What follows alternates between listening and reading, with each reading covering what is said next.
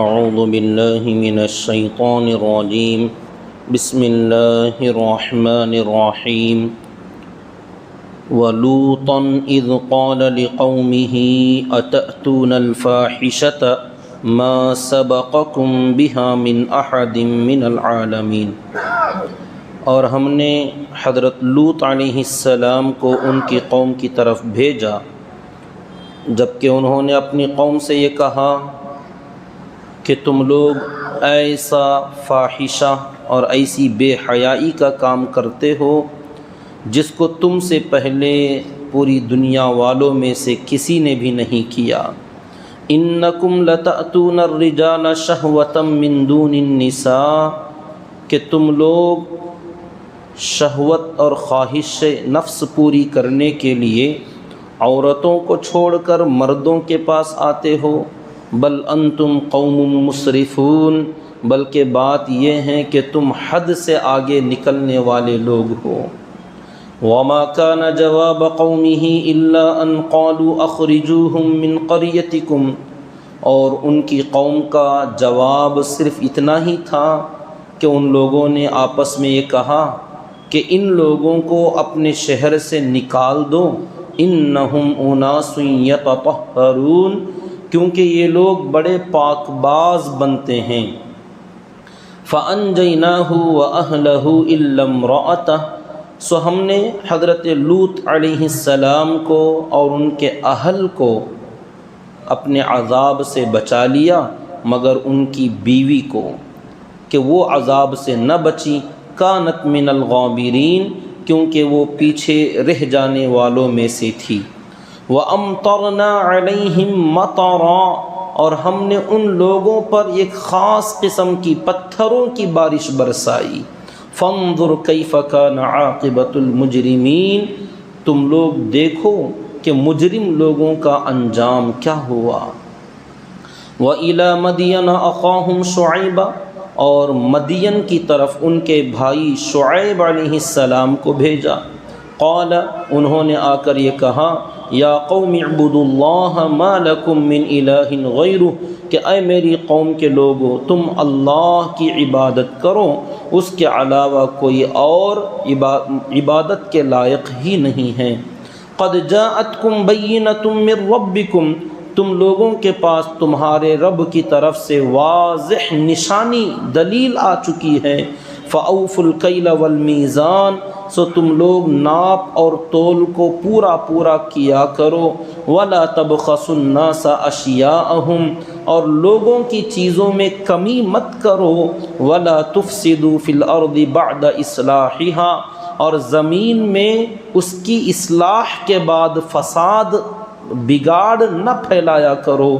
ذالکم خیر لکم ان کنتم مؤمنین، یہ تمہارے لیے بہتر ہے اگر تم ایمان لاتے ہو۔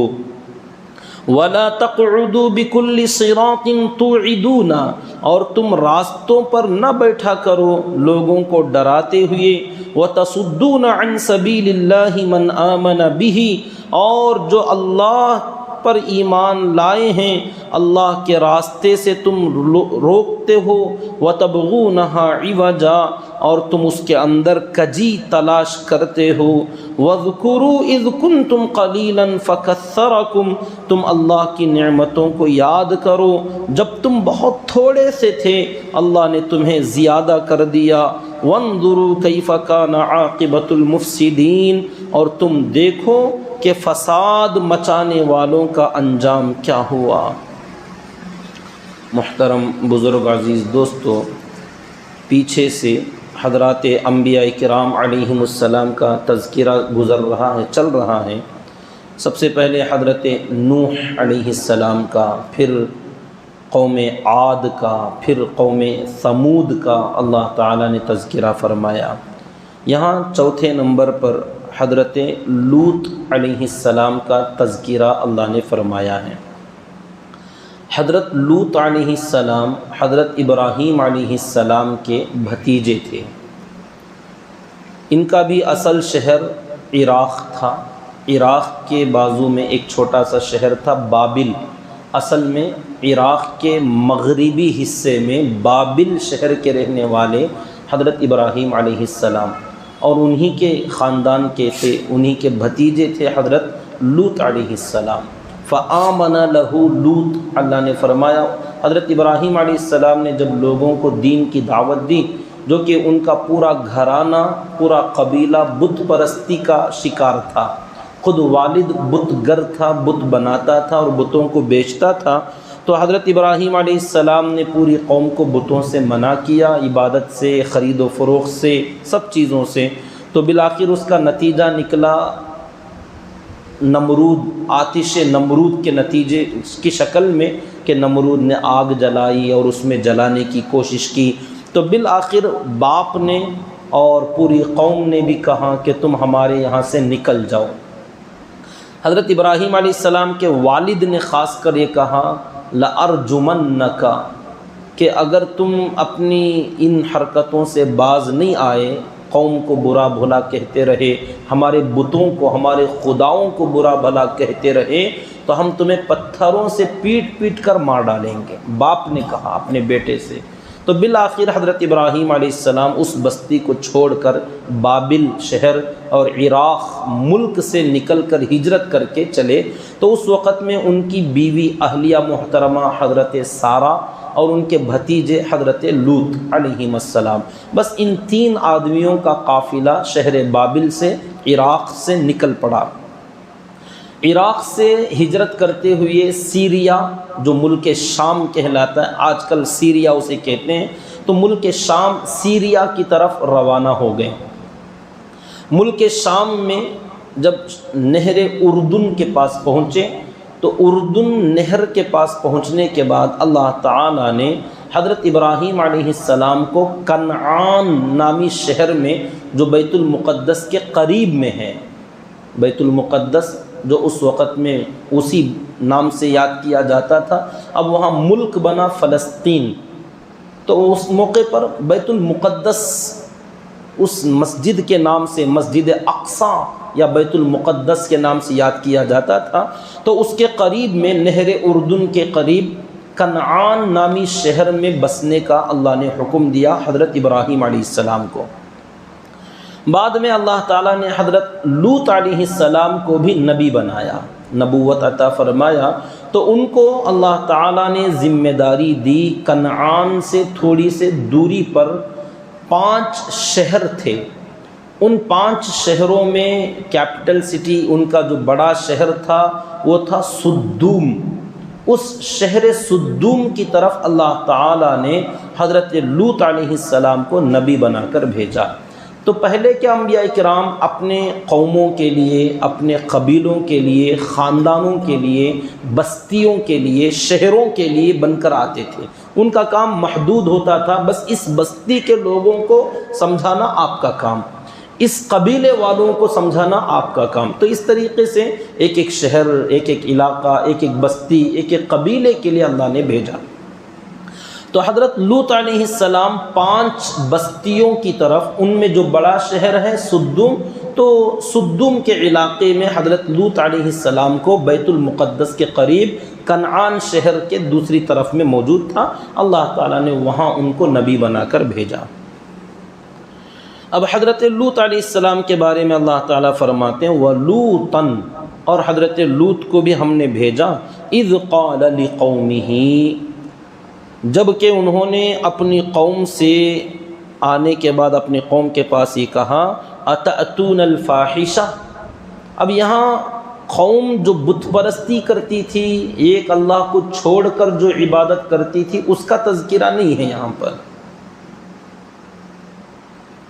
وہ تو ہر نبی کا مشن تھا، ہر نبی کی دعوت یہی تھی کہ ایک اللہ کی عبادت کرو، اللہ کے ساتھ کسی کو شریک نہ کرو، یہ تمام انبیاء کرام کی مشترکہ دعوت۔ اس کے ساتھ ساتھ کسی قوم میں ایک خاص قسم کی بیماری ہوتی تھی، گندگی ہوتی تھی، خباثت ہوتی تھی، تو اس خباثت اور گندگی کے لیے خاص کر ان کی محنت ہوتی تھی۔ عام اللہ تعالیٰ کی عبادت کی دعوت دینا یہ سب نبیوں کا مشن تھا، ایک اللہ کی عبادت کرو، اس کے ساتھ کسی کو شریک نہ کرو۔ اس کے ساتھ ساتھ اپنی اخلاق میں، اعمال میں، عادات میں اگر کوئی بگاڑ، بہت بڑا بگاڑ ہوتا تو خاص کر اس بگاڑ کی طرف رہبری کی جاتی اور نصیحت کی جاتی کہ یہ کام مت کرو۔ تو حضرت لوط علیہ السلام کی جو قوم تھی، اس قوم کے اندر ایسی برائی اور ایسی گندگی تھی کہ اللہ تعالیٰ نے یہاں پر ایک اللہ کی دعوت، ان چیزوں کا تذکرہ کیے بغیر اس گندگی کے بارے میں، اس برائی کا تذکرہ فرمایا۔ اذ قال لقومہ، حضرت لوط علیہ السلام اپنی قوم کے پاس آئے اور آ کر اپنی قوم سے کہنے لگے اتأتون الفاحشہ، کہ کیا تم ایک خاص قسم کی ایسی فحش، گندی حرکت، ایسا قبیح گندا کام تم لوگ کرتے ہو، ما سبقکم بہا من احد من العالمین، کہ ایسی صریح اور خبیث قسم کی گندگی کو ما سبقکم، تم سے پہلے جتنے لوگ، جتنی قومیں گزری ہیں، احد، کوئی ایک نے بھی، کسی ایک قوم نے تو کیا، کسی ایک فرد نے بھی ایسا گندا کام نہیں کیا۔ بلکہ آگے بڑھ کر ایک بات کہیں، انسانوں میں تو دور کی بات، کسی جانوروں میں بھی ایسا گندا کام نہیں دیکھا گیا۔ انسانیت سے ہٹ کر، جانوروں سے، حیوانیت سے گر کر ایسا گندا ترین کام، فحش ترین کام تم لوگ کرتے ہو کہ دنیا میں اس سے پہلے کسی نے بھی نہیں کیا۔ تو پہلے نہیں کیا یہ تو فرمایا، بعد میں نہیں کریں گے یہ تو نہیں کہا گیا۔ تو مطلب یہ ہوا کہ یہ لوگ سب سے پہلے اس گندے کام کے شروع کرنے والے لوگ تھے۔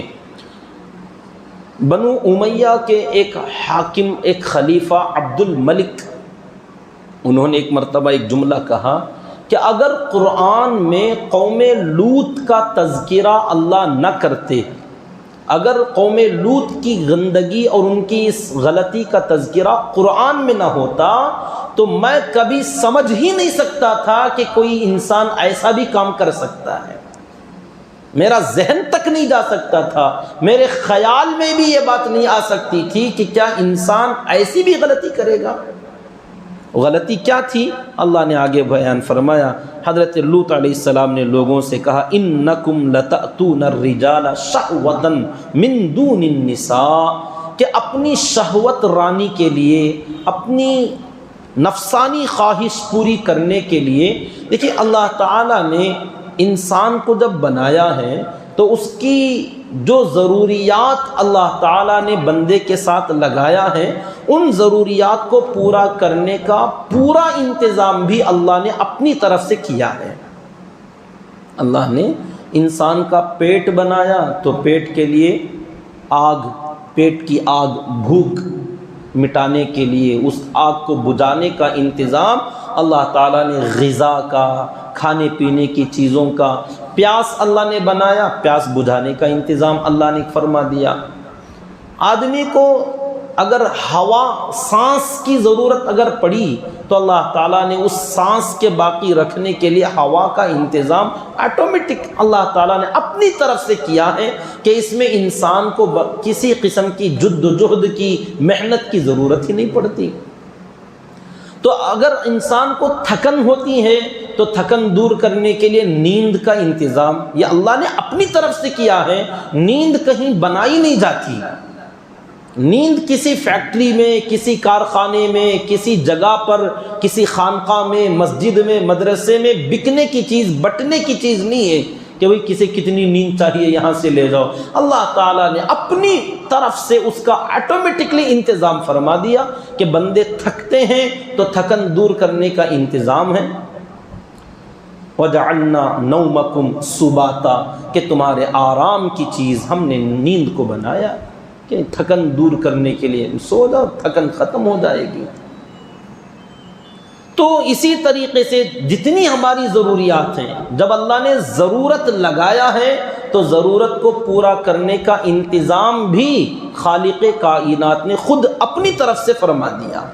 اسی طریقے سے اگر شہوت اللہ تعالیٰ نے انسان کے اندر ڈالا ہے، نفسانی خواہشات، ایک وقت ہوتا ہے جب انسان اس وقت میں پہنچ جائے، اس عمر میں پہنچ جائے، تو اس عمر کا تقاضا ہوتا ہے کہ انسان کی نفسانی خواہش پوری کرے۔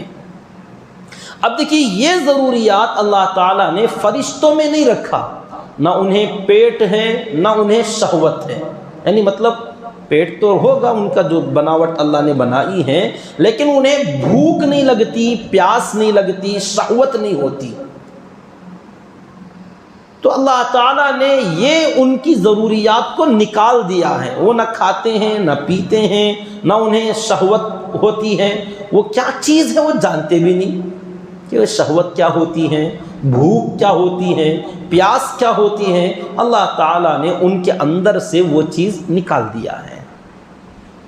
اب انسان کے اندر یہ چیزیں اللہ تعالیٰ نے ڈال رکھا ہے، فَأَلْهَمَهَا فُجُورَهَا وَتَقْوَاهَا، تقوی بھی، بچنے کی صفت بھی اللہ نے رکھی ہے، اور وہ جو انسان کے اندر فسق و فجور کا مادہ وہ بھی رکھا ہے، اور جو شہوتیں ہیں وہ اللہ تعالیٰ نے انسان کے اندر ودیعت کر رکھا ہے۔ اب جب یہ ایک شہوت انسان کی ایک ضرورت ہے، یہ ہونا، شہوت کا ہونا، خواہش کا ہونا، یہ کوئی گندی چیز نہیں، یہ کوئی عیب کی بات نہیں، بلکہ اچھی بات ہے کہ مرد ہو یا عورت جب وہ ایک اسٹیج پر پہنچے، ایک مقام پر پہنچے، ایک عمر پر پہنچے، جب بالغ ہوں تو ان کے اندر شہوت کا پیدا ہونا یہ اچھی چیز ہے۔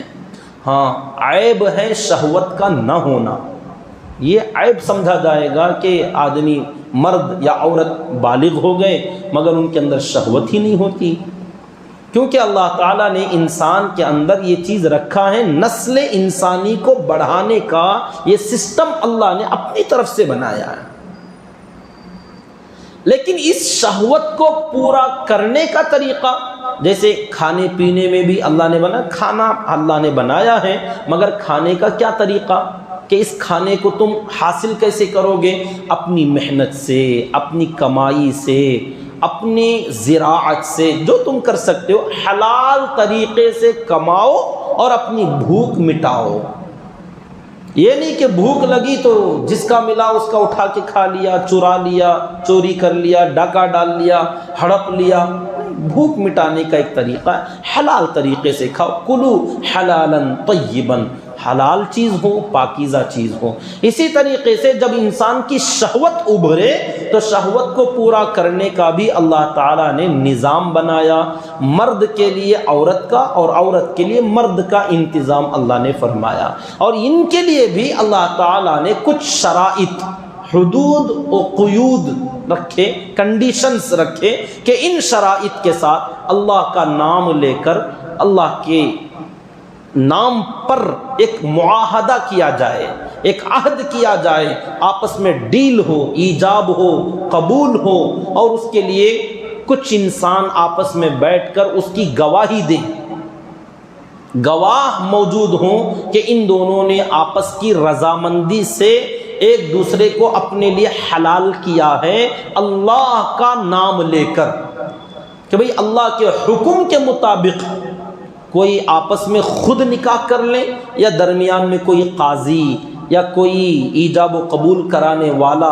درمیان میں رہ کر وہ آپس میں ایک دوسرے کو حلال کر دے، اس شرط پر کہ اللہ کے نام پر، اللہ کے حکم کے مطابق ہم نے تم میں سے ایک دوسرے کو حلال کیا ہے، ان کا ایجاب ہے اور آپ کا قبول ہے، کیا پسند؟ اب دونوں نے ایجاب اور قبول کر لیا، اور دو گواہوں نے سنا اس معاہدے کو، اور آپس میں ایک مرد کے اوپر عورت کے حقوق آتے ہیں، ان میں سے ایک چیز مہر ہے۔ اب یہ کچھ فارمیلٹیز جو جانتے ہیں عام طور پر نکاح کو، اس طریقے سے جب یہ کام پورا کیا جائے تو اب ایک اجنبی مرد، ایک اجنبی عورت ایک دوسرے کے لیے حلال ہو جاتے ہیں۔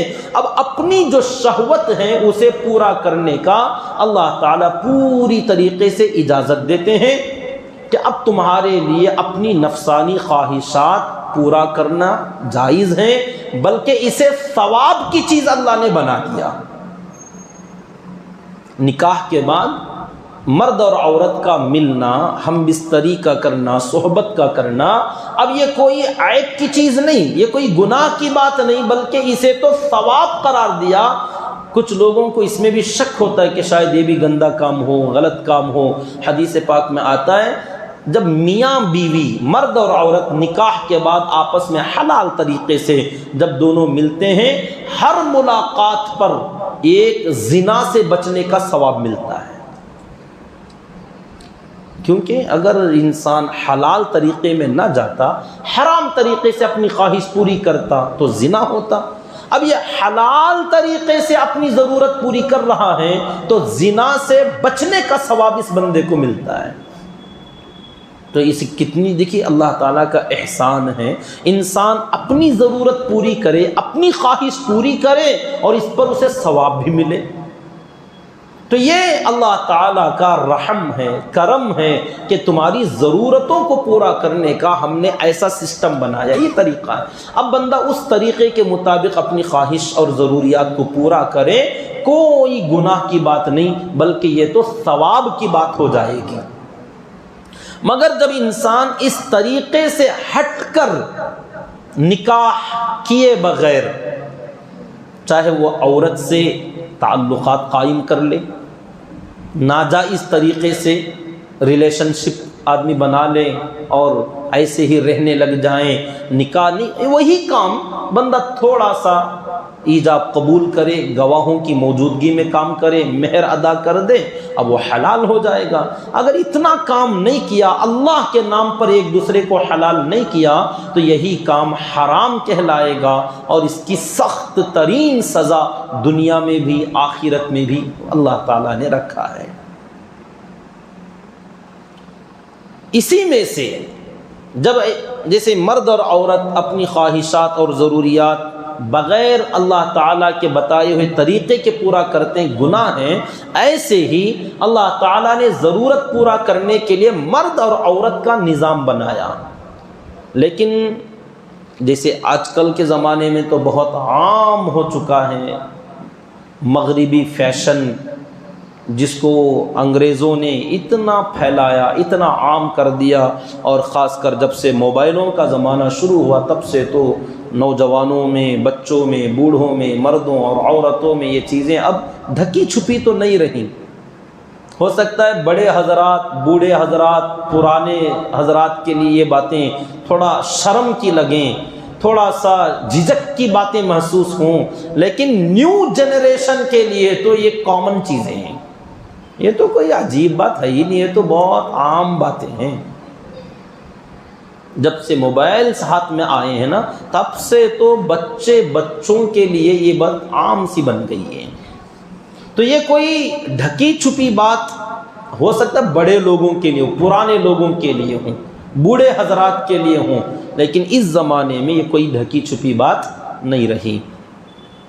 تو اس میں لوگوں نے اب دوسرے مغربی ممالک میں، انگریزوں کے یہاں تو یہ تو اب قانون ہی بن گیا، اصول ہی بن گیا کہ ہر بالغ آدمی 18 سال کی عمر کے بعد، مرد ہو یا عورت، آپس میں ایک دوسرے سے رشتہ چاہے نکاح کر کے بنائیں یا بغیر نکاح کے، شادی کے بغیر، ایسی اپنی مرضی سے، ہاں بس رضامندی ہونی چاہیے، زور زبردستی نہیں، زور زبردستی کے بغیر رضامندی کے ساتھ ریلیشن شپ قائم کر لیں، جائز ہے، لوگوں نے قانون بنائے۔ اب یہ مغربی ممالک میں تو عام سی بات ہے، وہاں کے جتنے لوگ ہیں شاید ہم کہیں 99% لوگوں کے باپ کا نام ہی پتہ نہیں، بس برائے نام لگا لیتے ہیں کہ ماں نے کسی سے نکاح کیا دفتری طور پر، وہ قانونی طور پر اگر میرج ہوا ہے تو اس کی طرف نسبت کر دی جاتی ہے، لیکن حقیقت میں کون کس کا بیٹا ہے یہ کسی کو پتہ ہی نہیں، کیونکہ وہاں نکاح سے پہلے پتہ نہیں کتنی بار نکاح ہو چکا ہوتا ہے۔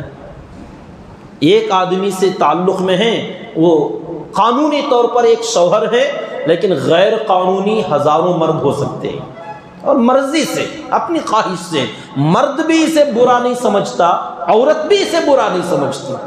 گھر میں آئے تو یہ دونوں فارمیلٹیز کے طور پر میاں بیوی ہیں، آفس میں جائیں، راستے میں جائیں، سڑکوں پہ جائیں، فیکٹری میں جائیں، یا گھر میں ہی اپنی مرضی سے کسی کو انوائٹ کریں، اپنے گھر میں بلا لیں اور تعلق قائم کر لیں، شوہر کو اجازت نہیں ہوگی کہ وہ بیوی کو اس کام پر ٹوکے یا منع کریں۔ اگر شوہر کر رہا ہو تو بیوی کو اجازت نہیں ہوگی کہ وہ شوہر کو ٹوکے، اپنی مرضی ہے۔ میاں بیوی آپ دونوں ہیں قانونی طور پر۔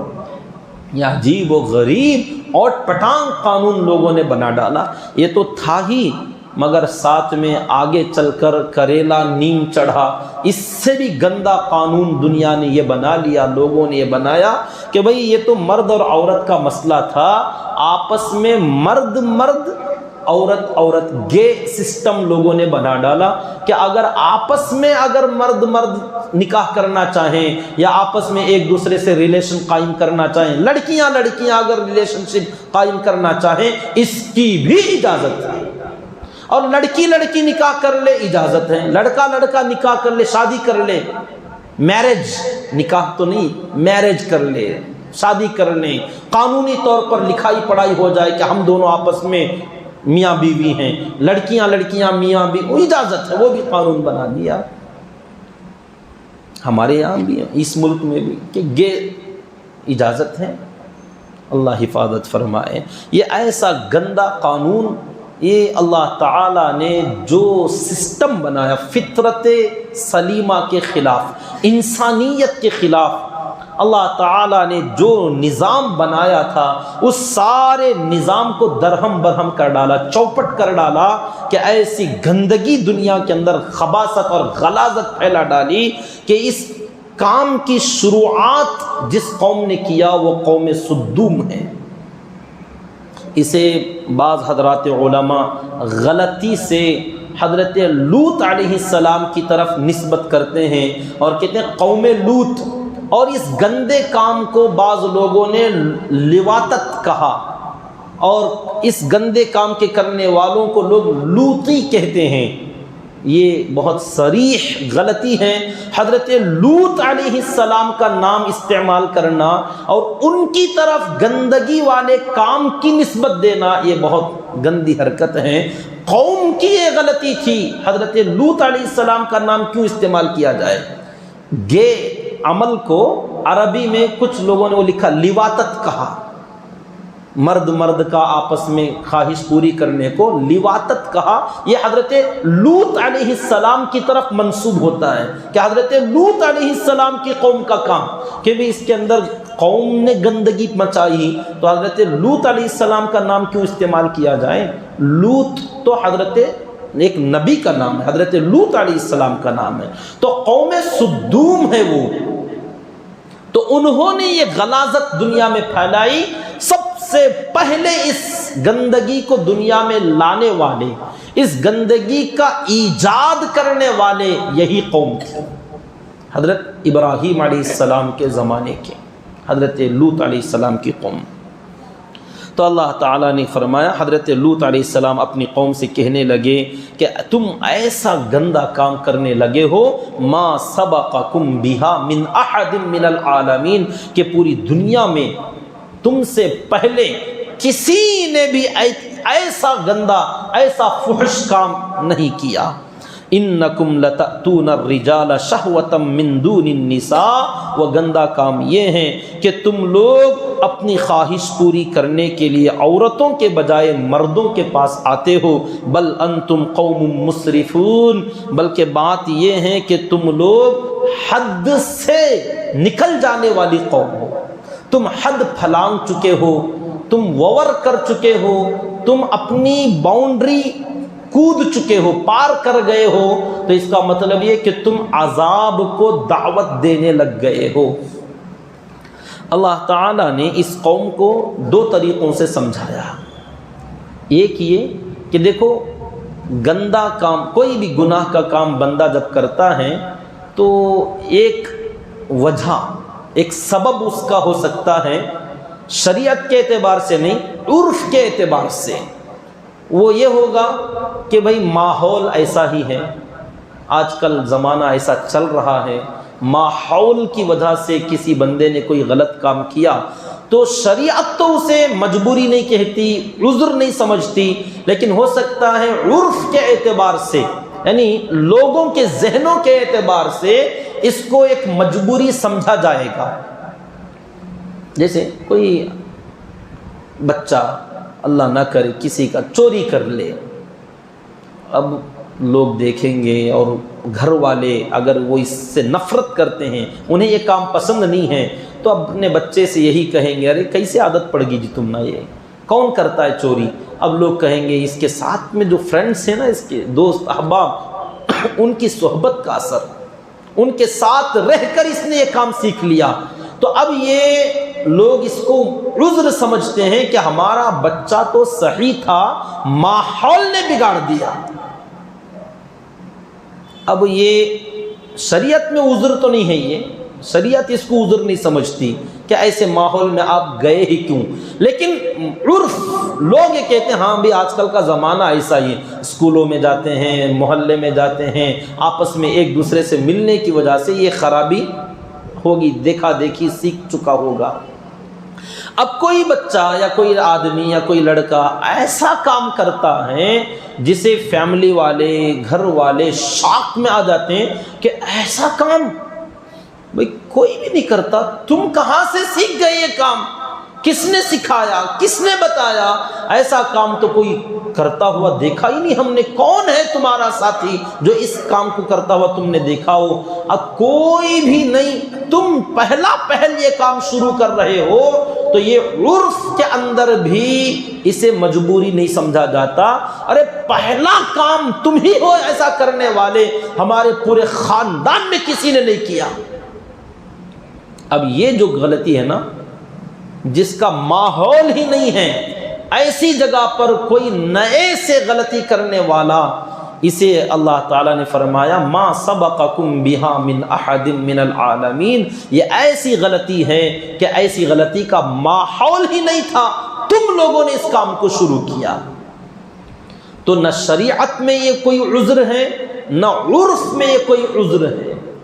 اور دوسری بات یہ کہ اس غلاظت کے شروع کرنے والے سب سے پہلے تم ہی لوگ ہو۔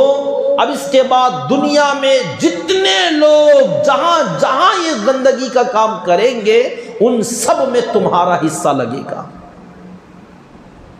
ان سب کے شروع کرنے والے تم ہی ہو۔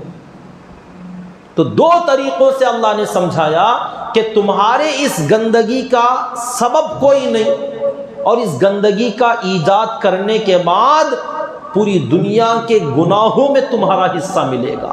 جتنے لوگ قیامت تک آئیں گے اور اس غلاظت میں شامل ہوں گے، تم مفت میں گناہ کماتے جاؤ گے۔ تو جب اتنے بہترین انداز میں حضرت لوط علیہ السلام نے ان کی قوم کو سمجھایا، تو تفصیل کے ساتھ دوسری جگہوں پر سورہ ہود اور سورہ حجر کے اندر اللہ تعالیٰ نے ذرا تفصیل سے بیان فرمایا، یہاں زیادہ تفصیل نہیں ہے۔ وَمَا كَانَ جَوَابَ قَوْمِهِ، ان کی قوم کا جواب صرف ایک ہی تھا، ان کو کوئی بند نہیں پڑا، کیا بولتے کہ بھئی کس کا ماحول تم نے دیکھا، یہ کہاں سے تم نے سیکھا؟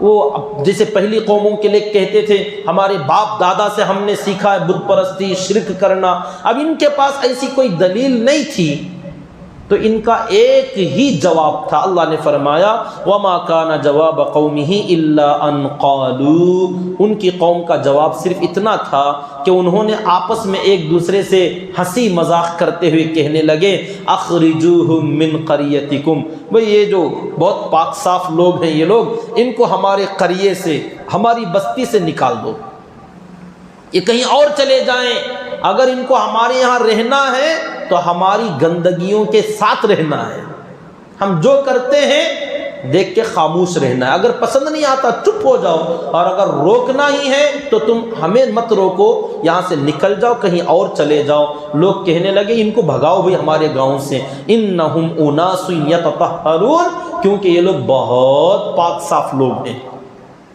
یہ ہمارے کام کو گندا کہتے ہیں، غلیظ کہتے ہیں، یہ بہت پاکیزہ لوگ ہیں، ان کو ہماری بستی سے نکالو۔ فَأَنْجَيْنَاهُ وَأَهْلَهُ، اللہ تعالیٰ فرماتے ہیں وہ عذاب کیسے آیا، فرشتے آئے، انشاءاللہ جہاں اس کی تفصیل آئے گی وہ تفصیل وہاں عرض کر لیں گے، مختصر ہیں تو بات آگے بڑھاتے ہیں۔ اللہ تعالیٰ کا عذاب آیا تو عذاب کے اندر اللہ فرماتے ہیں ہم نے حضرت لوط علیہ السلام کو وَأَهْلَهُ اور ان کے جو اہل تھے، ان کے اہل یعنی ان کے ماننے والے، ایک روایت میں آتا ہے ان کے ماننے والوں میں صرف 2 لڑکیاں تھیں جو ان کی بیٹیاں تھیں، 2 بیٹیوں کے علاوہ نہ ان کی بیوی تھی نہ اور کوئی آدمی تھا، صرف 2 بیٹیاں۔ تو اللہ نے فرمایا فَأَنْجَيْنَاهُ وَأَهْلَهُ ہم نے انہیں اور ان کے اہل، ان کی جو بچیاں تھیں ان کو ہم نے بچا لیا۔ ایک روایت میں کچھ ایمان والے دوسرے لوگ بھی تھے جو ان کے اہل میں شامل ہوتے ہیں، تو بہرحال جو ان کے ماننے والے تھے ہم نے ان کو تو بچا لیا۔ کیسے بچایا؟ اس کا ایک طریقہ یہ اللہ نے فرمایا رات کے وقت میں یہاں سے نکل جاؤ، اس بستی کو چھوڑو، کیونکہ اس ساری بستی پر ہمارا عذاب صبح کے وقت میں آنے والا ہے، تو صبح ہونے سے پہلے جتنا دور جا سکتے ہیں چلے جاؤ۔ اور اللہ نے فرمایا پیچھے مڑ کے دیکھنا بھی نہیں، جب جا رہے ہو تو بس آگے ہی آپ کی نگاہ ہونی چاہیے، پیچھے مڑ کر بھی نہیں دیکھنا کہ بستی کے ساتھ کیا ہوا۔ آوازیں آئیں گی، چیخیں آئیں گی، دیکھنا نہیں ہے، آپ مڑیں گے بھی نہیں، بس چلتے رہیں گے۔ تو حضرت لوط علیہ السلام رات کے اندھیرے میں اپنے ایمان والوں کو، بچیوں کو لے کر نکل گئے۔ ایک روایت میں ہے ان کی بیوی بھی ساتھ میں نکل گئی، ایک روایت میں ہے وہ نکلی نہیں، وہ وہیں ٹھہر گئی تھی، وہ ساتھ میں نکلی ایک روایت کے مطابق، چلنے لگی، لیکن جب پیچھے کچھ آوازیں، چیخیں آنے لگیں تو وہ مڑ کے دیکھ گئی، پیچھے مڑی اور دیکھنے لگی کہ قوم کا حال کیا ہو رہا ہے، اور وہ بھاگتے ہوئے بستی کی طرف آئی کہ دیکھیں ان کا کیا حال ہو رہا ہے، یہ لوگ کیوں چیخ رہے ہیں۔ جب واپس آئی اور مڑی تو عذاب نے اس کو بھی پکڑ لیا، حالانکہ وہ بے ایمان بیوی تھی، حضرت لوط علیہ السلام کی بیوی ایمان نہیں لائی۔ اللہ فرماتے ہیں اِلَّا امْرَأَتَهُ ہم نے حضرت لوط اور ان کے اہل و عیال کو بچا لیا، مگر ان کی بیوی کو ہم نے نہیں بچایا۔ کیوں؟ کانت من الغابرین یہ پیچھے رہ جانے والوں میں سے تھی، پیچھے مڑ کر دیکھنے والوں میں سے تھی۔ عذاب کیا آیا؟ اللہ فرماتے ہیں وَأَمْطَرْنَا عَلَيْهِمْ مَطَرًا ہم نے ان لوگوں پر بارش برسائی۔ بارش کوئی عذاب ہوتا ہے؟ بارش تو رحمت ہے۔ فرمایا بارش عام سی بارش نہیں، مطرا ایک عجیب و غریب بارش، جیسی بارش اس سے پہلے بھی نہیں اس کے بعد بھی نہیں۔ ہم نے اس بارش میں پانی نہیں پتھر برسائے۔ وَأَمْطَرْنَا عَلَيْهِمْ مَطَرًا دوسری جگہوں پر اللہ نے فرمایا فَأَخَذَتْهُمُ الصَّيْحَةُ فَأَخَذَتْهُمُ الرَّجْفَةُ الگ الگ 3 طرح کے عذاب اللہ نے بیان فرمائے ہیں۔ چیخ کا عذاب آیا، اور بستیوں کو الٹنے کا عذاب آیا، اور بارش، پتھروں کی بارش برسانے کا عذاب آیا۔ تو آپ اندازہ لگائیے یہ اتنا گندا اور اتنا غلیظ ترین کام ہے کہ ایک عذاب دوسری قوموں پر آیا، کسی کو چیخ کر ہلاک کیا گیا، کسی کو زلزلے میں ہلاک کیا گیا، کسی کو پانی میں ہلاک کیا گیا، ایک قسم کا عذاب آیا۔ لیکن قوم لوط پر یہ گناہ کی وجہ سے 3 عذاب آئے۔ تو اس سے معلوم ہوتا ہے یہ عمل اتنا غلیظ، اتنا گندا، اتنا قبیح اور اتنا شنیع اور اتنا بدترین عمل ہے کہ اللہ تعالیٰ کو ایک عذاب میں کام تمام کرنا تھا، مگر اللہ نے 3 عذاب نازل فرمائے۔ سب سے پہلے تو چیخ ماری گئی، حضرت جبریل علیہ السلام نے ایک چیخ ماری، لوگوں کے کلیجے پھٹ گئے، اور کچھ لوگ باقی رہے تو پوری بستیاں حضرت جبریل علیہ السلام نے اپنے پر کے ایک کونے میں بستیوں کو اٹھایا، وہ 5 کی 5 بستیاں جس کی طرف حضرت لوط علیہ السلام نبی بن کر آئے تھے، سدوم کے وہ سارے بستیوں کو اٹھا کر آسمانوں تک لے گئے۔ آسمان والے فرشتوں نے ان کی چیخ و پکار کو سنا، تو چیخ میں کچھ لوگ ہلاک ہو گئے اور کچھ لوگ جو بچے وہاں تک لے جانے کے بعد بستیوں کو الٹا کر دیا گیا، پوری بستی زمین پر الٹا اللہ تعالیٰ نے مار دیا، پھر اس کے بعد پتھروں کی بارش اس بستی پر ہوئی، پورا علاقہ پتھروں سے بھر گیا، اور مسومتن عند ربک، تمہارے رب کے پاس ان پتھروں پر نشان لگے ہوئے تھے، بلکہ اس قبیلے کے لوگوں کے نام لکھے ہوئے پتھر اللہ نے برسائے اور پتھروں کی تہ جما دی۔ کیا غضب اللہ تعالیٰ کا ہے کہ یہ دنیا کے سسٹم کو انہوں نے بگاڑ ڈالا تھا، جو نظام اللہ نے بنایا اس نظام میں تباہی مچا ڈالی، پورا نظام اللہ تعالیٰ کا انہوں نے گڑبڑ کر کے رکھ دیا تھا کہ جو مرد اور عورت کو اللہ تعالیٰ نے ایک دوسرے کی ضرورت کے لیے بنایا، مردوں سے مردوں کی ضروریات پورے کرنے لگے، تو یہ فطرت سے باہر جب نکلیں تو اللہ تعالیٰ کے عذاب ایسے ہی آتے ہیں۔ اسی لیے اللہ کے نبی صلی اللہ علیہ وسلم نے فرمایا مرد کو عورت نہیں بننا چاہیے، عورت کو مرد نہیں بننا چاہیے۔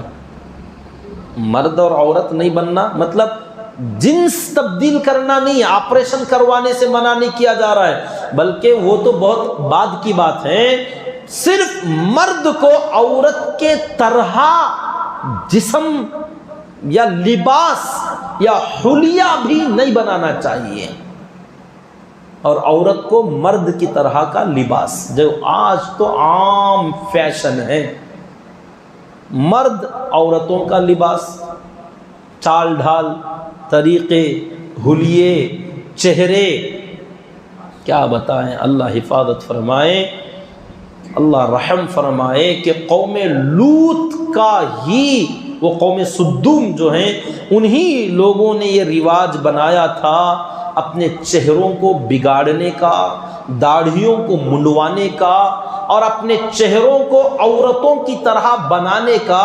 یہ ان کا پیغام تھا کہ یہ گندا کام کروانے والے جو مرد ہوتے تھے وہ اپنی داڑیاں منڈوا کر پیغام دیتے تھے کہ ہم یہ کام کروانے والے۔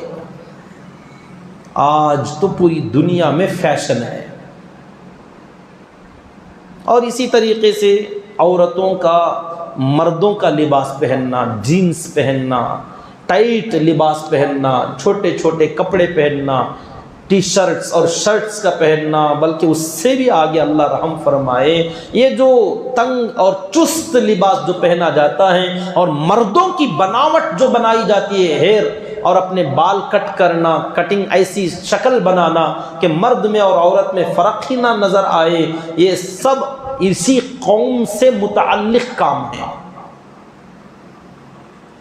یہ اللہ تعالیٰ کے بنائے ہوئے فطرت میں چینجز، تبدیلی، کہ اللہ نے عورت بنایا مرد بن کے نظر آتے ہیں، اللہ نے مرد بنایا عورت بن کے، اور عورت بنایا مرد بن کے نظر آتے ہیں۔ بچوں کو بھی بچپن سے اس کی عادت ڈالنی چاہیے کہ بچیاں ہیں تو انہیں بچوں کے کپڑے نہ پہنائیں، بچے ہیں تو انہیں بچیوں کے کپڑے نہ پہنائیں، اور جو حرام چیزیں جیسے سونا ہے، ریشم ہے، مرد بچوں کو، لڑکوں کو یہ سونے کے زیورات نہ پہن۔ بچے ہیں، بچہ ہی تو ہے، انگوٹھیاں ڈال دیے، چین پہنا دیا، زنجیر ڈال دی، بریسلیٹ پہنا دیا، کہ بچے ہی تو ہیں بھئی، لڑکا ہی تو ہے نا۔ جب بڑا ہے، بڑے کے اوپر حرام ہے، تو بچے کو نہ پہنانا یہ بڑوں کی ذمہ داری ہے۔ بچے کو پہناؤ گے اس کو گناہ تو نہیں ہوگا، لیکن پہنانے والے بڑے گناہ میں آئیں گے۔ تو قوم لوط نے، اس قوم سدوم نے یہی کام کیا تھا کہ اللہ تعالیٰ کی فطرت کو، لا تبدیل لخلق اللہ، اللہ نے فرمایا اللہ کی بناوٹ کو چینج مت کرو، اللہ نے جس کو جیسے بنایا ہے ویسا رہو، ویسا رہنے دو، اس میں چینج نہ کرو۔ عورت کو کبھی داڑھی آتی نہیں اور مرد کی داڑھی کبھی جاتی نہیں، تم لاکھ کوشش کرو مٹانے کی، یہ مٹتی نہیں، کیونکہ مرد ہی کو آتی ہے، اور عورت کو آتی ہی نہیں بیچاری کو، اس کو چھوڑنے کی، رکھنے کی ضرورت ہی نہیں، اس کو شیو کرنے کی، وسترا لینے کی، کینچی استعمال کرنے کی ضرورت ہی نہیں، اور مرد چاہے لاکھ کوشش کرے کہ یہ نہ آئے، یہ نظر نہ آئے، آپ کتنی بھی کوشش کرو اگلے دن پھر دکھائی دے گی کہ ہم آ رہے ہیں، ہم آئیں گے ہی، کیونکہ مرد کے لیے اللہ نے فطرت میں ڈال رکھا ہے۔ اب ہم کوشش کرتے ہیں کہ نہیں مجھے تو عورت بننا ہے، مجھے تو لڑکی بننا ہے۔ اللہ تعالیٰ نے فرمایا لا تبدیل لخلق اللہ، اللہ کے بندو اللہ کے لیے اللہ کی بناوٹ کو چینج مت کرو۔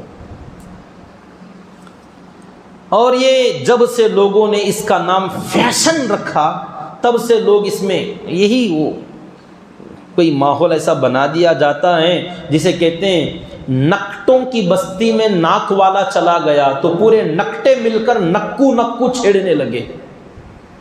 نکٹوں کی بستی، ناک پچکی ہوئی لوگوں کی بستی کے اندر ایک لمبی ناک والا آدمی چلا گیا، عیب تو نکٹوں کا ہے مگر ناک والے کو چھیڑنے لگے، نکو آ گیا، نکو آ گیا، لمبی ناک والا آ گیا۔ ارے لمبی ناک کا ہونا عیب نہیں ہے، چھوٹی ناک کا ہونا عیب ہے، لیکن کیا کریں بستی پوری نکٹوں کی ہیں۔ اب ایسی بستی میں ایک لمبی ناک والا، تو اسی طریقے سے چھوٹی چھوٹی داڑھی یا بے داڑھی والوں کا ماحول ہے، لمبی داڑھی والا چلا جائے تو لوگ چھیڑتے ہیں داڑھی والا آ گیا۔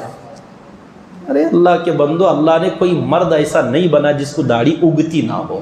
ہاں کوئی اکا دکا کوئی بیماری کی وجہ سے ایسا ہوتا ہوگا، ورنہ تو مرد ہے تو داڑھی آئے گی ہی۔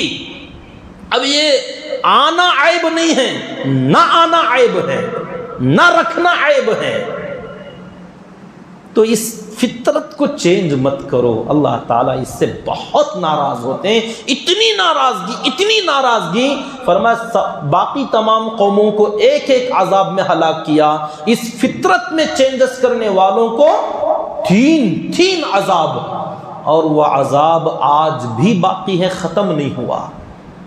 وہ جس علاقے میں بحر اردن کے جس علاقے میں سیریا ملک شام کے بستیوں کی طرف اگر جائیں، اللہ تعالیٰ نے فرمایا ہے وَمَا هِيَ مِنَ الظَّالِمِينَ بِبَعِيدٍ کہ اے لوگوں تمہاری بستیوں کے وہ کوئی دور بھی نہیں ہے، بہت قریب میں، تم جا کر دیکھو۔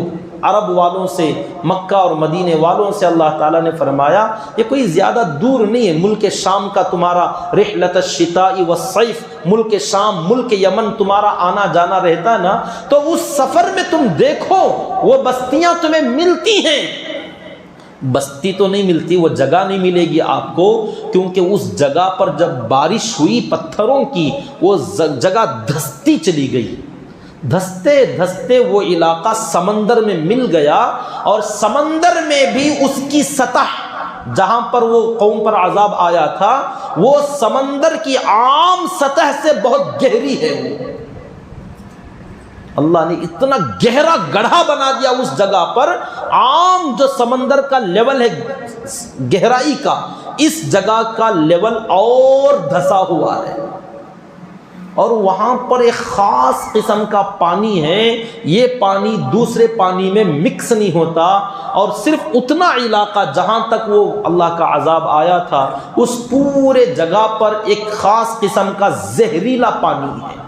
یہ اللہ کا عذاب آج بھی باقی ہے، اس زہریلے پانی میں نہ کوئی جاندار رہتا ہے، کوئی مچھلی، کوئی مینڈک، کوئی بھی پانی کا جانور اس پانی میں نہیں ملے گا، اور اگر کوئی باہر کا کوئی جاندار اس میں جائے تو زندہ بھی نہیں رہتا، پانی میں پڑتے ہی مر جائے گا۔ پانی ہے مگر اس پانی میں ایسا زہر اللہ تعالیٰ نے بنا دیا ہے، ایک بھی جاندار اس میں زندہ نہ ہے نہ گرا تو رہ سکتا ہے۔ اس کو آج بھی اس کو نشاندہی کر دی گئی بحر میت، ڈیڈ سی کے نام سے، مردہ سمندر۔ سمندر مردہ نہیں ہے، وہاں جو جائے گا مر جائے گا۔ ڈیڈ سی، بحر میت، آج بھی وہ جگہ موجود ہیں، دیکھنے والوں کے لیے عبرت کا نشان ہے، جا کے چیک کر لو، کوئی ایک مچھلی تمہیں وہاں مل جائے، چیلنج ہے۔ قرآن کا اعجاز، اللہ نے فرمایا دیکھیے اتنا خطرناک عذاب، باقی قوموں کا عذاب آیا ٹیمپروری، ہلاک ہو گئے، ختم، عذاب ختم۔ طوفان نوح، حضرت نوح علیہ السلام کے زمانے کا طوفان آیا، تھم گیا۔ قوم عاد کا عذاب، قوم ثمود کا عذاب، جو چیخ آئی ختم ہو گئی۔ ہوا جو اللہ نے بھیجا تھا ختم ہو گئی، عذاب باقی نہیں ہے، لیکن اس قوم کا عذاب اس وقت سے لے کر اب تک بھی ہے۔ اندازہ لگائیے کتنا اللہ تعالیٰ کو ناپسندیدہ کام رہا ہوگا یہ، فطرت انسانی کو چینج کرنے والا کام، سسٹم کو چینج کرنے والا کام۔ بہرحال اللہ تعالیٰ نے فرمایا وَأَمْطَرْنَا عَلَيْهِمْ مَطَرًا، ہم نے ان لوگوں پر بارش برسائی ایک خاص قسم کی، یعنی پتھروں کی۔ فَانظُرْ كَيْفَ كَانَ عَاقِبَةُ الْمُجْرِمِينَ، دیکھو اللہ فرماتے ہیں تمہارے لیے بھی عبرت کا مقام ہے، اگر جا سکتے ہو تم کبھی سفر میں جاؤ، فَانظُرْ، دیکھ لینا، کیف کان عاقبۃ المجرمین، مجرموں کا نتیجہ اور انجام کیا بنا۔ تو یہ بولنے کا مقصد، یہ قصے سنانے کا مقصد یہ نہیں کہ کوئی ٹائم پاس ہو جائے، بلکہ ایک عبرت ہے کہ تم ان کے طریقے پر نہ جانا، ورنہ ان کے جیسا عذاب تمہارے لیے آنے میں بھی کوئی دیر نہیں لگتی۔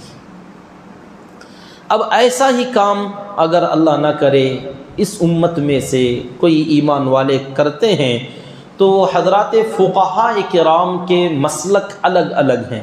امام اعظم ابو حنیفہ رحمۃ اللہ علیہ نے فرمایا کہ اگر اس امت میں جیسے زنا کی سزا، شادی شدہ آدمی ہیں تو رجم، سنگسار کر دینا، مرد اور عورت شادی شدہ ہیں تو انہیں سنگسار کر دینا، پتھروں سے مار مار کے ہلاک کر دینا اگر اسلامی حکومت کو، غیر شادی شدہ ہیں تو کوڑے برسانا، 100 کوڑے زنا کی سزا۔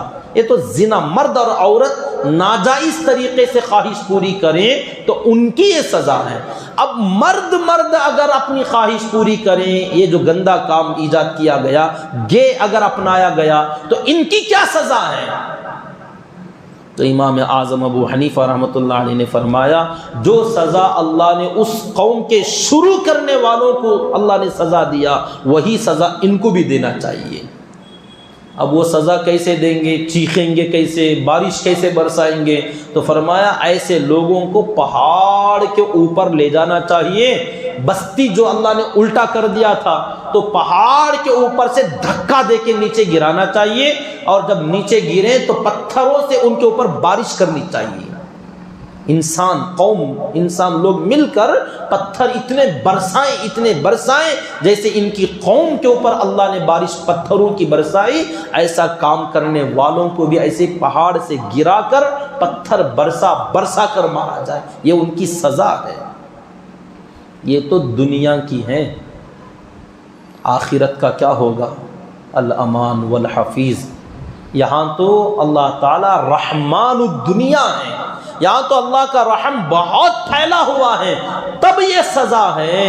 رحیم الآخرہ، وہاں اللہ کا رحم تھوڑا کم ہوگا، غیروں پر اللہ کا رحم آخرت میں نہیں ہوتا، اسی لیے رحمان اور رحیم کو ڈیوائڈ کیا جاتا ہے، رحمان الدنیا رحیم الآخرہ۔ اللہ دنیا کے رحمان ہیں، آخرت کے رحیم ہیں، کیونکہ دنیا میں رحم اللہ کا سب پر ہے، آخرت میں رحم صرف ایمان والوں پر ہے۔ جب سب پر رحم ہے تو یہ عالم ہے عذاب کا، جب خاص ایمان والوں پر رحم ہوگا تو باقی ان مجرموں پر اللہ کا رحم ذرہ برابر نہیں ہوگا، تو آخرت کے عذاب کا کیا حال؟ اللہ نے فرمایا وَلَا عَذَابُ الْآخِرَةِ أَكْبَرُ، آخرت کا عذاب تو بہت بڑا ہے، تم سوچ بھی نہیں سکتے۔ اللہ ہم سب کی حفاظت فرمائے۔ وَإِلَى مَدْيَنَ أَخَاهُمْ شُعَيْبًا، اللہ تعالیٰ فرماتے ہیں مدین کی طرف۔ اب چلیے 5ویں نبی کا واقعہ، حضرت نوح اور حضرت ہود، حضرت صالح، حضرت لوط علیہ السلام کے بعد حضرت شعیب علیہ السلام کا اللہ تذکرہ فرماتے ہیں۔ وَإِلَى مَدْيَن، مدین کی طرف ان کے بھائی شعیب کو ہم نے بھیجا۔ اب یہ مدین کون ہے؟ مدین حضرت ابراہیم علیہ السلام کے ایک بیٹے کا نام ہے۔ اب آپ کہو گے حضرت ابراہیم علیہ السلام کے تو 2 ہی بیٹے تھے، اسماعیل اور اسحاق علیہ السلام۔ حضرت ابراہیم علیہ السلام کی بہت لمبے زمانے تک اولاد نہیں تھی۔ جب اللہ تعالیٰ نے اولاد دینا شروع کیا تو حضرت اسماعیل بھی، حضرت اسحاق بھی اور مدین بھی، لیکن یہ نبی نہیں بنے۔ تو نبی جو بنے ان کا تذکرہ بہت مشہور ہے، اسماعیل اور اسحاق علیہم السلام۔ تو حضرت ابراہیم علیہ السلام کے ایک اور بیٹے ہوئے جن کا نام مدین ہے، اور انہی کے نام پر جب ایک جگہ جا کر آباد ہو گئے تو ان کی قوم کا نام بھی قوم مدین، اور جس جگہ جا کر وہ آباد ہوئے اس جگہ کا نام بھی مدین، شہر کا نام بھی مدین، قوم کا نام بھی مدین، اور ان کے جو سب سے بڑے جو دادا تھے ان کا بھی نام مدین۔ تو فرمایا وَإِلَى مَدْيَنَ أَخَاهُمْ شُعَيْبًا، اور قوم مدین یا بستی مدین کی طرف ہم نے ان کے ہی نسل میں سے ان کے بھائی شعیب علیہ السلام کو ہم نے نبی بنا کر بھیجا۔ قال، وہ آئے، یا قوم اعبدوا اللہ، اپنی قوم سے آ کر کہنے لگے اے میری قوم اللہ کی عبادت کرو، ما لکم من الہ غیرہ، اس ایک اللہ کے علاوہ تمہارے لیے کوئی اور معبود بننے کے لائق ہے ہی نہیں۔ دیکھیے تمام نبیوں کی جو دعوت ہے یہاں پھر اس کو ریپیٹ کیا گیا، لیکن حضرت لوط علیہ السلام میں اس کو چھوڑ کر جو مین جو جرم تھا، یہ اتنا بڑا جرم کہ اللہ تعالیٰ نے اس کو پہلے ہائی لائٹ کیا، واضح کیا کہ اس غلطی سے بچنا چاہیے۔ یہاں انہوں نے اپنی قوم سے کہا اللہ کی عبادت کرو، اس کے علاوہ کوئی اور تمہارے لیے معبود بننے کے لائق نہیں ہے۔ قد جاءتکم بینۃ من ربکم، تمہارے پاس تمہارے رب کی طرف سے واضح نشانی میری نبوت کی، جو بھی ان کے معجزے تھے انہوں نے وہ معجزے دکھائے اور کہا یہ میری نبوت کی دلیل ہے، یہ دلیل آ چکی ہے تو اب مان لو۔ پھر اس کے بعد دیکھیے لوگوں کے اوپر دو طرح کے حقوق ہوتے ہیں، ایک حقوق اللہ اور ایک حقوق العباد۔ اللہ کے حقوق، ایک اللہ کی عبادت کرنا، اس کے ساتھ کسی کو شریک نہ کرنا، اس کی عبادت کرنا، جس وقت میں جو عبادت وہ کہے، نماز کا موقع ہے تو نماز والی عبادت، روزے کا موقع ہے تو روزے کی عبادت، زکوٰۃ کا موقع تو زکوٰۃ، جو بہرحال ہر قسم کی عبادتیں جو ہوتی ہیں وہ اللہ تعالیٰ کے حقوق کہلاتے ہیں۔ دوسرا حقوق العباد، ایک انسان کے اوپر باقی انسانوں کے حقوق، ہر انسان پر اپنے ساتھ رہنے والے دوسرے انسانوں کے حقوق اللہ تعالیٰ نے طے فرمائے ہیں ہر آدمی پر۔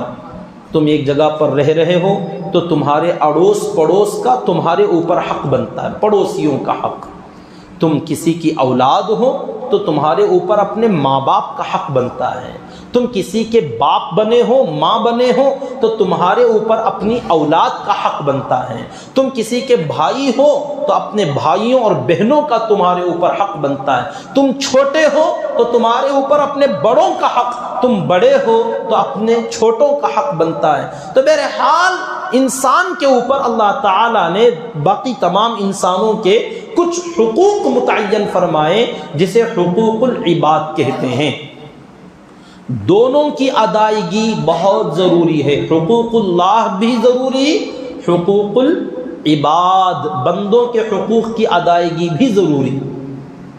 اب یہاں ہماری بہت بڑی غلطی یہ ہوئی کہ ہم اگر حقوق اللہ میں اچھے ہو گئے، نماز، روزہ، زکوٰۃ، تلاوت، ذکر، یہ تمام حقوق اللہ ہیں، اگر اس میں اچھے ہو گئے ہم سمجھتے ہیں حقوق العباد اللہ اپنے فضل سے رحم کرم فرما دے گا، معاف کر دے گا۔ یہ بہت بڑی غلطی ہے۔ حقوق اللہ اور حقوق العباد میں سے جو اسٹرانگ ہیں، بہت ہیوی اور جو سخت ہیں، یہ حقوق العباد ہیں۔ حقوق اللہ، اللہ کے حقوق اور بندوں کے حقوق میں سے زیادہ جو سخت ہیں یہ بندوں کے حقوق ہیں۔ حقوق اللہ تو اگر اللہ تعالیٰ اپنے فضل سے اگر رحم کرنا چاہیں تو یوں ہی اپنے حق، اللہ کا حق ہے نا، اللہ اگر چاہے اس کو بھی کم میں نہیں لینا چاہیے، مگر دونوں کو اگر کمپیئر کیا جائے، موازنہ کیا جائے، یہ اور یہ بندوں کے اور اللہ کے حقوق، تو ان دونوں میں سے اللہ کے حقوق کے مقابلے میں بندوں کے حقوق زیادہ ہیوی ہیں، سخت ہیں، ہارڈ ہیں۔ اس میں تھوڑا بندے کو الرٹ ہونا چاہیے، اس میں کوتاہی نہ ہو، اس میں گڑبڑی نہ ہو۔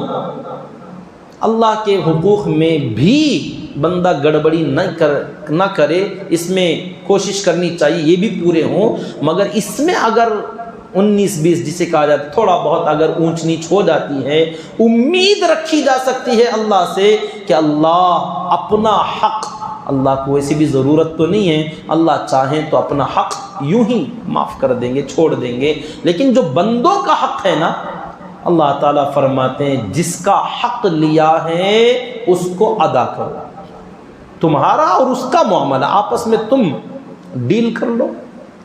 کیسے کرو گے؟ جس کا حق تم نے دبایا ہے، لیا ہے، مارا ہے، وہ جس کا حق ہے صاحب حق سے یا تو معافی تلافی کر لو یا اسے کچھ دے کے راضی کر لو۔ وہ اگر کہہ دے میں نے چھوڑ دیا تو میں بھی چھوڑ دیتا ہوں، اب اگر وہ نہ کہے تو پھر میں بھی نہیں چھوڑتا۔ اب دنیا میں جس بندے کے حقوق دبائے گئے، اب حق بہت طرح کے ہیں، حق صرف مال کا ہی نہیں ہوتا، کسی کی عزت نفس کا بھی حق ہوتا، ہر ایک کے اوپر ایک دوسرے کا احترام، ایک دوسرے کی عزت، ریسپیکٹ، مقام اور مرتبہ۔ اللہ کے نبی صلی اللہ علیہ وسلم نے فرمایا انزل الناس منازلہم، لوگوں کے ان کے رتبے کا خیال کرتے ہوئے ہر ایک کو اس کے مقام کے حساب سے ان کے ساتھ ٹریٹ کرو، معاملہ کرو، برتاؤ کرو۔ ایسا نہیں ہر آدمی کے ساتھ ایک جیسا معاملہ، ہر ایک کو شاگرد سمجھ لو، ہر ایک کو اپنا نوکر اور غلام بنا لو، نہیں، ہر ایک کی عزت نفس بھی ہوتی ہے۔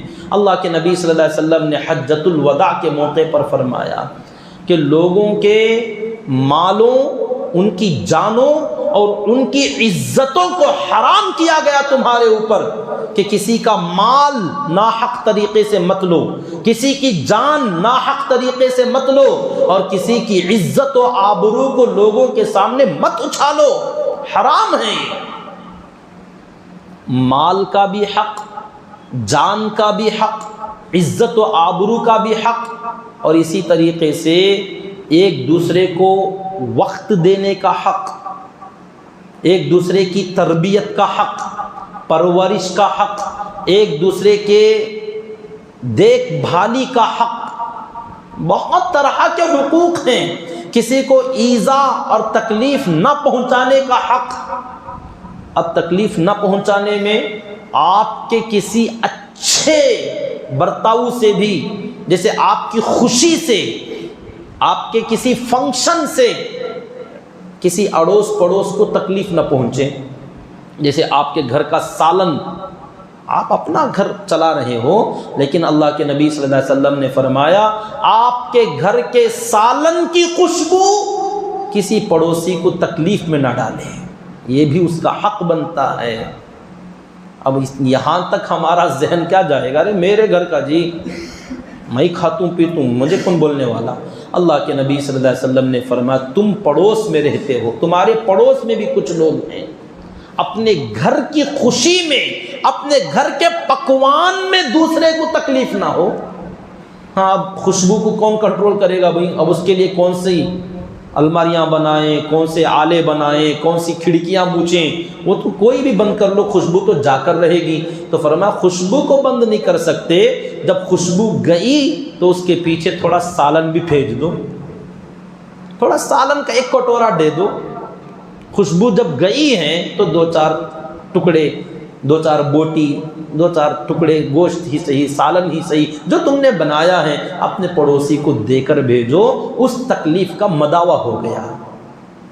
خوشبو تو بہت مہکائی پورے محلے میں اور کھلایا کسی کو نہیں، تم نے لوگوں کا حق مارا۔ تمہارے اڑوس پڑوس میں یتیم ہیں، غریب ہیں، مسکین ہیں، محتاج ہیں، خوشبو تو پورے محلے میں مہکائی ہے لیکن کھلایا کسی کو نہیں ہے، ایک آدھ کو پہنچا، سالن شوربہ زیادہ کر لو، بھئی آپ گوشت نہیں پہنچا سکتے تو سالن ہی پہنچا دو نا، جو کر سکتے ہو کرو۔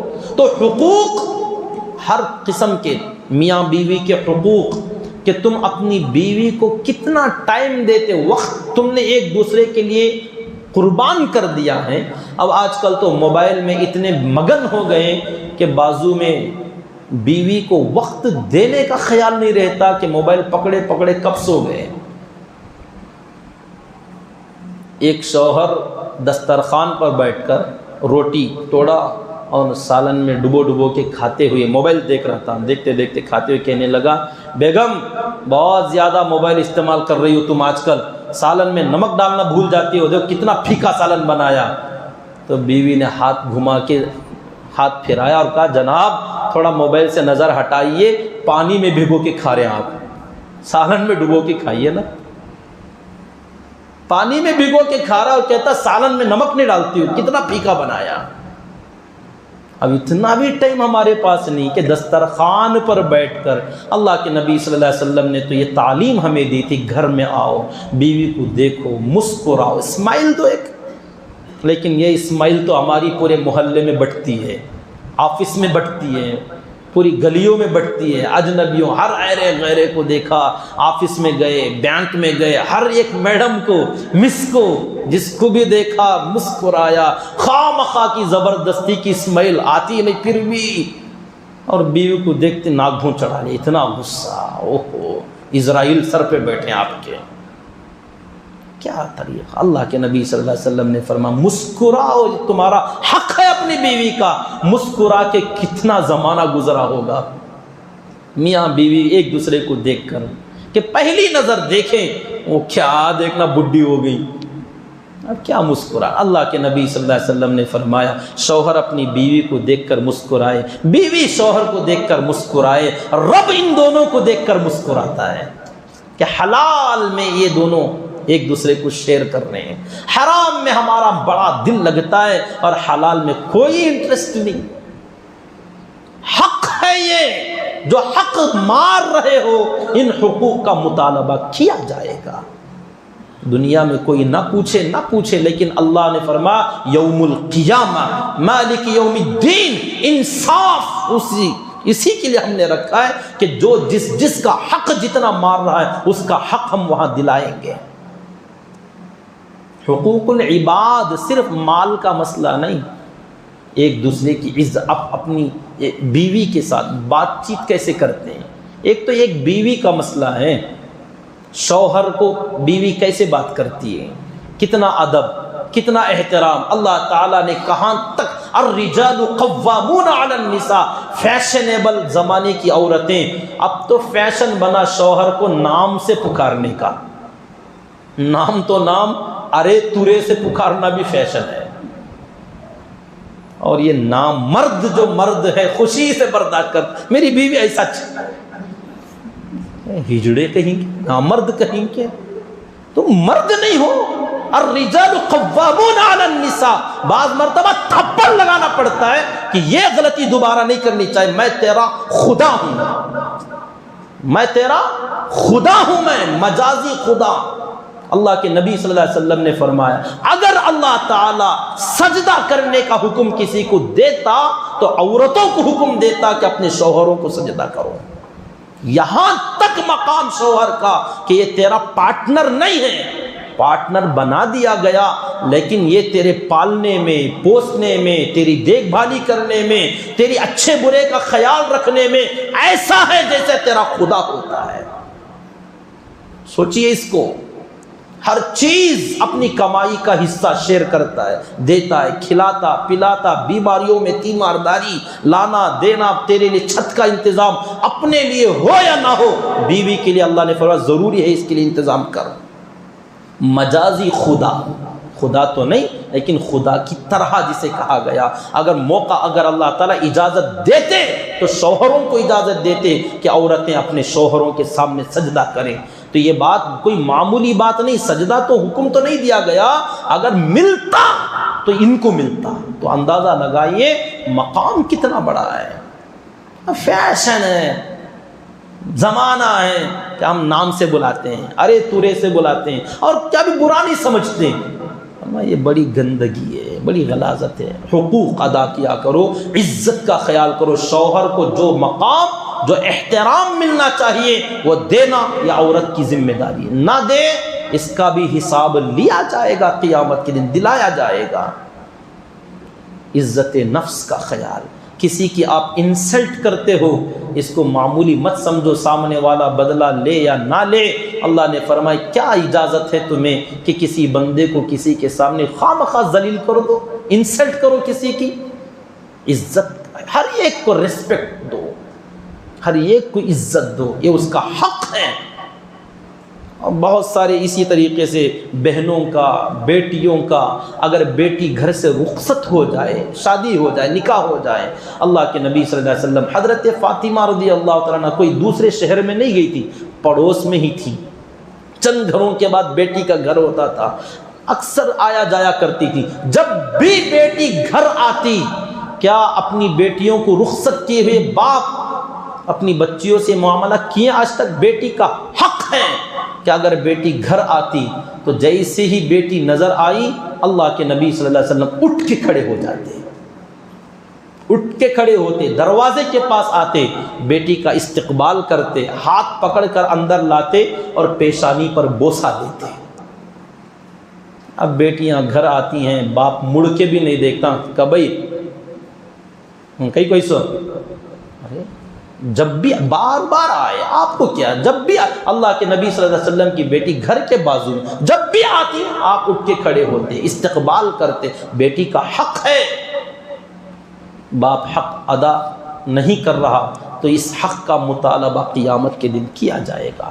بھائی بہنوں کا حق، اسی طریقے سے آپ اپنے رشتہ داریں، آج کل تو قرابت داروں اور رشتہ داروں کا، خون کے رشتوں کا نبھانے کا سوال ہی نہ رہا۔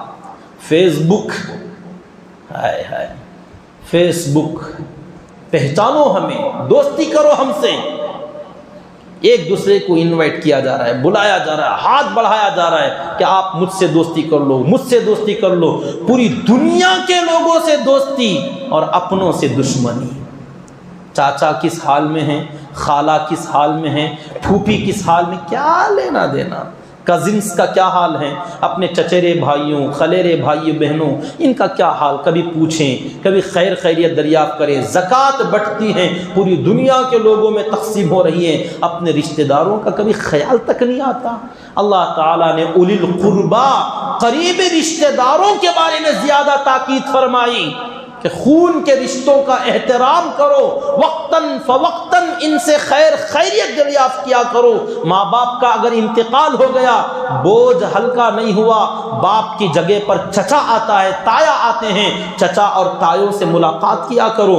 ماں کی جگہ پر خالائیں آتی ہیں، خالاؤں سے ان سے بات چیت کیا کرو، خیر خیریت دریافت کیا کرو۔ اب کہاں اتنا ٹائم، اور فیس بک پہ فرینڈز سے اتنی چیٹنگ ہوتی ہے، اتنی بات چیت ہوتی ہے کہ تھوڑی دیر واٹس اپ نہ کھولا گیا، انسٹاگرام نہیں کھولا گیا، ملاقات نہیں ہوئی، فیس نہیں دیکھا گیا، ان سے دو چار کمنٹس نہیں کیے گئے، نیند نہیں آتی۔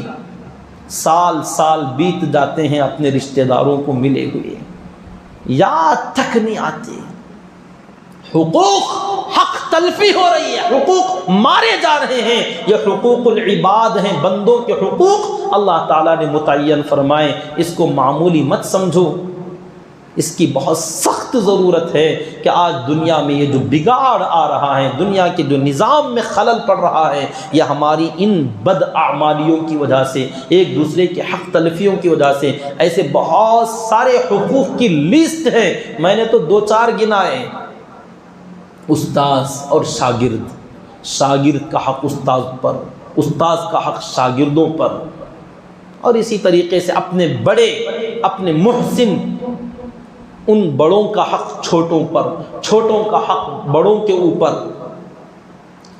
ہم میں سے ہر ایک کو چاہیے کہ جو جس حال میں، اسی طریقے سے کاروبار میں جائیں تو گراہک، دکاندار کیا حق بنتا ہے۔ اللہ کے نبی صلی اللہ علیہ وسلم نے ہر لائن سے سکھایا ہے کہ کاروبار میں آپ کو گراہک کے ساتھ کیا کرنا چاہیے، دھوکہ نہیں دینا چاہیے، مال کا عیب بتا کر فروخت کرنا چاہیے۔ لوگ کہتے ہیں حضرت ایسا بزنس تو دنیا میں ہوتا چ نہیں، یہ غلط سوچ ہے آپ کی۔ بڑا بہترین بزنس ہوگا، وقتی طور پر آپ میں کچھ خرابی نظر آئے گی اس کاروبار میں، لیکن یہ ایسا جڑ پکڑے گا کہ لوگ دنیا میں ڈھونڈتے ہوئے تمہارے پاس آئیں گے کہ یہ آدمی امانت دار ہے، یہ آدمی دیانتدار ہے، یہ آدمی سچ بولتا ہے، یہ دھوکہ نہیں دیتا۔ اور سب سے بڑی بات آج دکانوں میں جو لکھا جاتا ہے بڑا گندا جملہ کہ مال واپس نہیں کیا جاتا، ریپلیس نہیں ہوتا، یہ بڑی گندی حرکت ہے۔ اللہ کے نبی صلی اللہ علیہ وسلم نے فرمایا بیع میں اقالہ کرو، بیع اقالہ، کوئی آدمی خرید کر لے جائے اور وہ پسند نہ کرے، بعد میں آ کر لوٹاتا ہے، اس مال میں کوئی بگاڑ نہیں آیا، کترا نہیں، کاٹا نہیں، توڑا نہیں، جیسے ہے ویسے واپس لا کر دیتا ہے، فوراً اس کا مال واپس لو اور پیسہ دے دو، تمہارے سارے گناہ اللہ معاف کر دے گا۔ بیع اقالہ، خریدا ہوا مال کوئی لوٹانے آئے، اپنی خوش نصیبی سمجھو کہ کوئی ایک بندہ تو آ جائے۔ لوگ پہلے بک کر دیتے ہیں، ہم دھوکہ دینے والے ہیں، ہم 420 کرنے والے ہیں، یہاں سے نکلتے ہی واپس آئے تو نہیں لیں گے، چیک کر لو جتنا چیک کر، ہم نہیں لیتے۔ اپنے گناہ معاف کروانے کا کوئی خیال ہی نہیں۔ یہ حقوق ہے گراہک کے دکاندار پر، دکاندار کے حقوق گراہک۔ اس طریقے سے آپ سفر میں جائیں، سفر میں ایک دوسرے کے اوپر حقوق، اپنے سفر کے ساتھیوں کے حقوق، کوئی کسی سے کرائے پر کوئی چیز لیں، مکان لیں، دکان لیں، گاڑی لیں، تو صاحب مکان مالک کے کیا حقوق کرائے دار پر، کرائے دار کے کیا حقوق مالک پر۔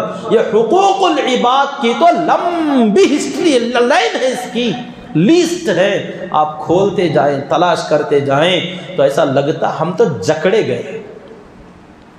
نمازیں بہت اچھی، ذکر بہت لمبے لمبے، تسبیح پہ تسبیح ڈھکیل رہے ہیں، اور حقوق العباد میں صفر۔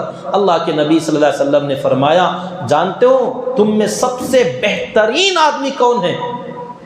خیرکم خیرکم لأہلہ، تم میں سب سے بہترین آدمی وہ ہیں جو اپنے معاشرے میں سب سے اچھا، دوست کہیں کہ ہمارا دوست اچھا، بیوی کہے شوہر اچھے، بچے کہیں ابا اچھے، بھائی کہیں ہمارا بھائی اچھا، بہنیں بولیں بھائی اچھا، بڑے بولیں یہ چھوٹا اچھا، چھوٹے بولیں ہمارے بڑے اچھے، جو محلے والے پڑوس بولے ہمارا یہ پڑوسی اچھا۔ فرمایا جو اہل و عیال جس کے بیچ میں تم رہتے ہو وہ ہے تمہارے اہل، اور جو اپنے اہل کے ساتھ اچھا ہے وہ دنیا میں سب سے اچھا ہے۔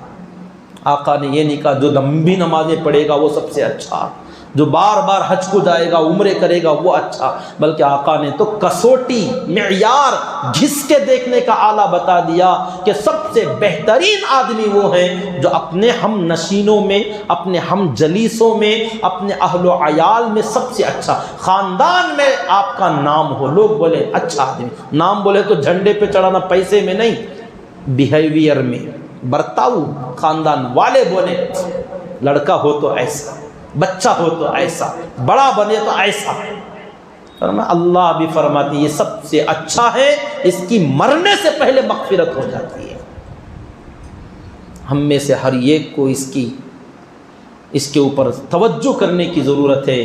جہاں تک یہ بات جائے، مردوں اور عورتوں اگر کوئی سنے، اس کے اوپر تھوڑی سی اپنے آپ کو اصلاح کی ضرورت ہے۔ آگے کا جو مسئلہ حضرت شعیب علیہ السلام کا اپنی قوم کا جو مسئلہ تھا حقوق العباد میں، ناپ تول میں ڈنڈی مارنا، لوگوں کو کم تولنا، کم ناپنا، یہ قوم شعیب، حضرت شعیب علیہ السلام کی قوم کی بہت بڑی غلطی تھی۔ انہوں نے اس کی اصلاح کی، حقوق العباد کے بارے میں سمجھایا، قوم نے نہیں مانا تو ان کے اوپر بھی اللہ کا عذاب آیا۔ تو عذاب کس پر آیا؟ ناپ تول میں کمی کرنے کی وجہ سے۔ اب یہ کون سا بڑا جرم تھا؟ اتنا بڑا جرم اللہ کے یہاں کہ تم زمین میں فساد مچا رہے ہو اور پوری بستیوں کو اللہ نے ہلاک کر ڈالا صرف بزنس میں گڑبڑ کرنے کی وجہ سے۔ تو لوگ سمجھتے ہیں بزنس تو دنیا ہے، دنیا نہیں، دین، اس پر عذاب آتے ہیں۔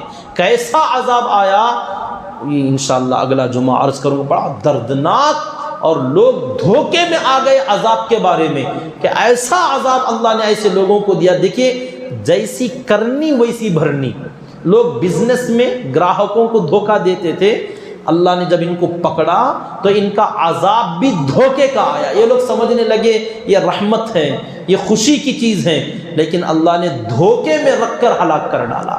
اللہ ہماری حفاظت فرمائے۔ انشاءاللہ اگر زندگی باقی رہی اگلا جمعہ عرض کر لوں گا۔ اللہ تعالیٰ سے دعا کریں کہ اللہ رب العزت مجھے اور آپ کو قرآن مجید کی تلاوت کی توفیق عطا فرمائے، قرآن مجید کو سمجھنے کی توفیق عطا فرمائے، اس کے مطابق اپنے ایمان اور اعمال کو درست کرنے کی اللہ ہمیں توفیق عطا فرمائے، آمین۔ سبحان اللہ و بحمدہ، سبحانک اللہم و بحمدک۔